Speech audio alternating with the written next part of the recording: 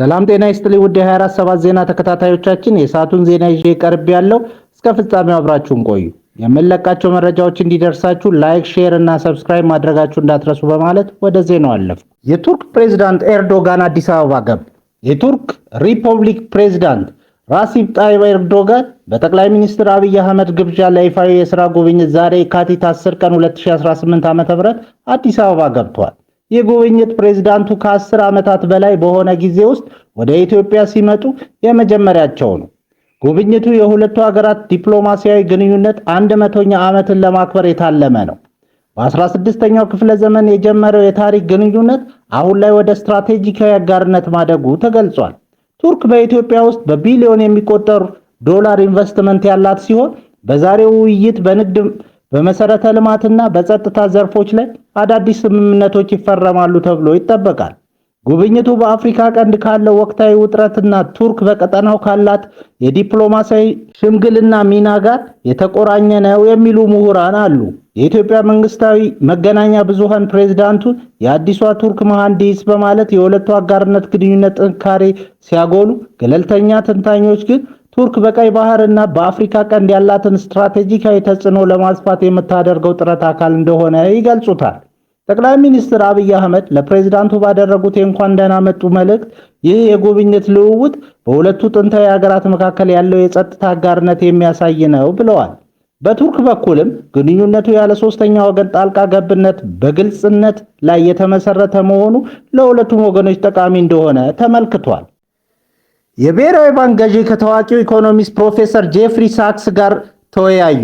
የኢትዮጵያ ብሔራዊ ባንክ ገዢ ዶክተር ኢዮብ ተካልኝ ከዓለም አቀፉ ዝና ካላቸው ኢኮኖሚስት የተባበሩት መንግስታት ድርጅት የዘላቂ ልማት መፍትሄዎች መረብ ፕሬዝዳንት ፕሮፌሰር ጄፍሪ ሳክስ ጋር በወቅታዊ የሀገሪቱ የኢኮኖሚ ማሻሻያ ጉዳዮች ላይ ውጤታማ ውይይት አድርገዋል። ፕሮፌሰር ጄፍሪ ሳክስ ኢትዮጵያን እያከናወነች ያለችውን ሁሉን አቀፍ የማክሮ ኢኮኖሚ ማሻሻያ ፕሮግራም አድንቀዋል።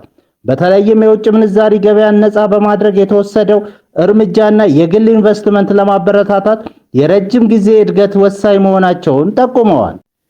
የኢትዮጵያ በታዳሽ ኃይል ውሃ፣ ነፋስና ፀሐይ ላይ ያላትን እምቅ አቅም በመጠቀም የአፍሪካ የኃይል ማዕከል ለመሆን የምታደርገውን ጥረት ፕሮፌሰሩ አድናቆታቸውን ገልጸዋል። የታላቁ የኢትዮጵያ ህዳሴ ግድብ ለቀጠናው ትስስር ያለውን ፋይዳም አንስተዋል። በውይይቱ ወቅት በዓለም አቀፍ የኢኮኖሚ አዝማሚያዎች፣ የፖሊሲ ለውጦችና ኢትዮጵያ ከሌሎች ሀገር ልምድ ልትወስድባቸው በሚችሉ ነጥቦች ላይ ጥልቅ ሀሳቦችን ተለዋውጠዋል። ፕሮፌሰር ጄፍሪ ሳክስ በድህነት ቅነሳ፣ በዘላቂ ልማትና በኢኮኖሚ ትራንስፎርሜሽን ዙሪያ ለበርካታ ሀገራት መንግስታዊና ለዓለም አቀፍ ድርጅቶች ምክር በመስጠት የሚታወቁ አንጋፋ ኢኮኖሚስት ናቸው። ይህ ውይይት የተካሄደው በቅርቡ በአዲስ አበባ በተካሄደው 39ኛው የአፍሪካ ህብረት የመሪዎች ጉባኤ ጎን ለጎን ሲሆን ፕሮፌሰሩ ከጠቅላይ ሚኒስትር ዶክተር አብይ አህመድም ተመሳሳይ ውይይት ማድረጋቸው ይታወሳል። የዳሽን ባንክና አይኤፍሲ ለኢትዮጵያ አነስተኛ ንግዶች የ$20 ሚሊዮን የብድር ዋስትና ስምምነት ተፈራረሙ።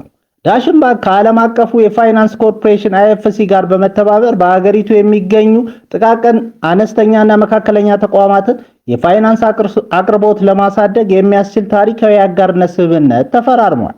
አይኤፍሲ ለዳሽን ባንክ የ$10 ሚሊዮን የሪስክ መጋራት ዋስትና አቅርቧል። ይህ ዋስትና ዳሽን ባንክ እስከ $20 ሚሊዮን የሚደርስ ብድር ለአነስተኛና መካከለኛ ተቋማት እንዲያቀርብ መንገድ ይከፍታል። ስምምነቱ በተለይ በግብርና ዘርፍ ላይ ለተሰማሩና በሴቶች ለሚመሩ የንግድ ተቋማት ቅድሚያ ይሰጣል። ብዙውን ጊዜ አነስተኛ ንግዶች የብድር ዋስትና እጥረት ስላለባቸው ከባንክ ብድር ለማግኘት ይቸገራሉ። አሁን ባለው ስምምነት ግን አይኤፍሲ የብድሩን 50% ስጋት በመጋራቱ ባንኩ በልበ ሙሉነት ብድር እንዲሰጥ ያስችለዋል።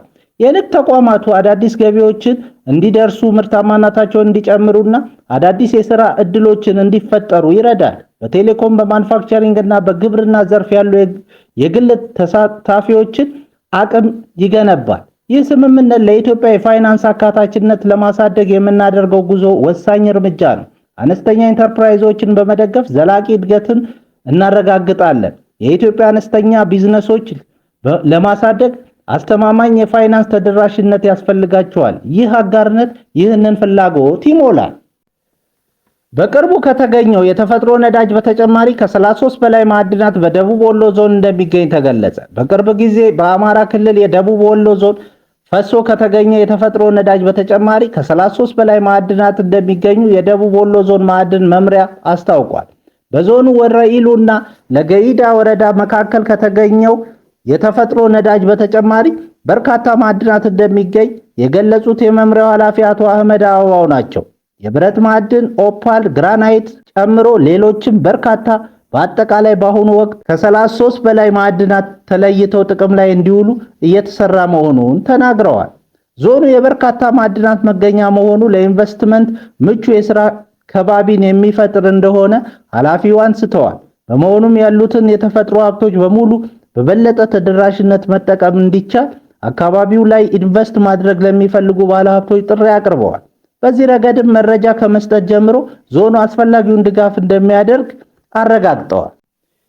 በዩኒቨርሲቲ የሚገኙ የትምህርት ማስረጃዎች እንዲፈተሹ የትምህርትና ስልጠና ባለስልጣን ወሰነ። የፌዴሪ የትምህርትና ስልጠና ባለስልጣን ኢቲኤ በሁሉም የመንግስት ከፍተኛ ትምህርት ተቋማት ለሚገኙ የአካዳሚክ የምርምርና የአስተዳደር ሰራተኞች የትምህርት ማስረጃ ማረጋገጫና የአቻ ግመታ አስገዳጅ መሆኑን አሳሰበ። ማንኛውም የመንግስት ዩኒቨርሲቲ ሰራተኛ ከግል የትምህርት ተቋማት ያገኘው የትምህርት ማስረጃ ካለ ቅድሚያ በመስጠት ማስረጃውን ማረጋገጥ ይኖርበታል።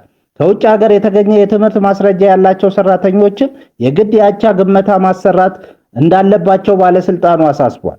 ማስረጃው ሳይረጋገጥ የሚሰጥ ቅጥር፣ የደረጃ እድገት፣ ጥቅም አበልና ማንኛውም ውድድር በሕግ የሚያስጠይቅ መሆኑ ተገልጿል። የዩኒቨርሲቲ አመራሮች ሰራተኞቻቸውን ስለ ማስረጃ አሰጣጥና ማረጋገጥ በቂ መረጃ እንዲኖራቸው የማገዝና ያለ እንግልት እንዲስተናገዱ የማድረግ ግዴታ ተጥሎባቸዋል።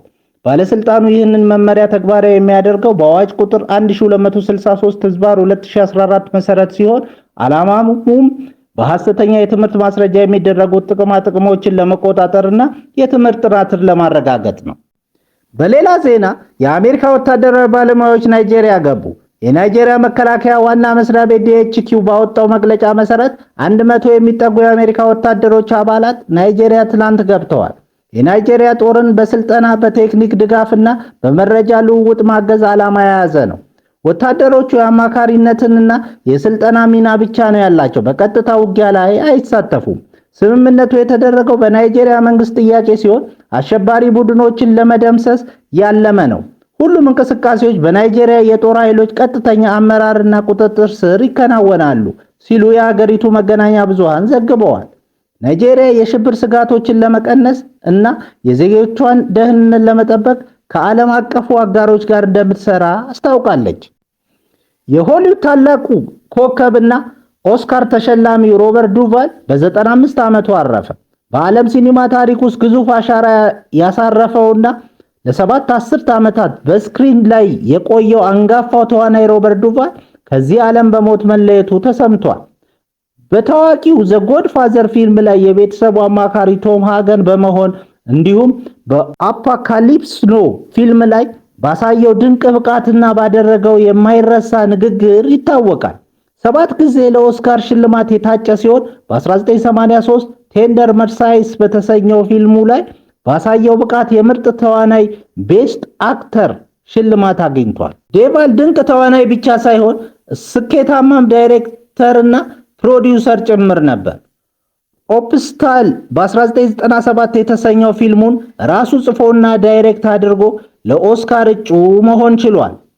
ሮበርት ዱቫል በሕይወት ዘመኑ 4 ጊዜ ትዳር የመሰረተ ሲሆን የመጨረሻዋና አሁን አብራው የነበረችው አርጀንቲናዊቷ ተዋናይት ሉሲያና ፔድራዛ ነች። የሚገርመው ሁለቱም የተወለዱት በአንድ ቀን ጥር 5 ቢሆንም የ41 ዓመት የዕድሜ ልዩነት ነበራቸው። ሮበርት ዱቫል ምንም እንኳን የራሱ የስጋ ልጆች ባይኖሩትም ከመጀመሪያዋ ሚስቱ ጋር በነበረው ቆይታ የ2 የእንጀራ ልጆች አባት ሆኖ አሳድጓል። የህልፈተ ዜናው በዓለም አቀፍ ደረጃ በብዙ የጥበብ አፍቃሪዎች ዘንድ ትልቅ ሐዘንን ፈጥሯል። ክቡራን አድማጮቻችን ለሰዓቱ ያልናቸውን ዜናዎች በዚህ እናበቃለን።